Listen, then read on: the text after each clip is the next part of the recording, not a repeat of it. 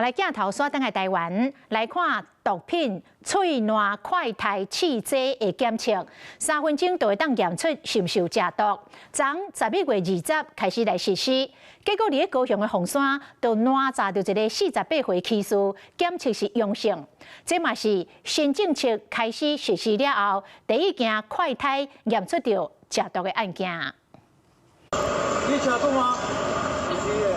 你有中标无？警察甲技师载落来，感觉伊怪怪，就甲包围，认为有食毒洗车疑虑，遂用喙烂快态甲检测，伫喙内底射几个烟壳仔，等待结果出来，最后呈现海洛因毒品阳性反应。其是手部疑似有注射毒品痕迹，结果呈现1级毒品阳性反应，另依法采集尿液送验。20号毒品喙烂快态检测一波开始，迄暗7点外，伫咧高雄凤山大同一路公园路口就出现全国头一条案例。其实这个检测伫咧采集喙烂了后，大约3分钟的时间，结果就会使出来，包括海洛因、K 他命、吗啡、依托米酯等等，拢总看显现，而且准确率有96%。对社会危害也很重很大，马上就一翻就知道。那罚以3万元以上12万元以下的罚款以外，同时是移置保管车辆，还有吊扣驾照。食毒洗车案件唔若害人，佮害家己。敢若是今年1月到9月，就有5468件，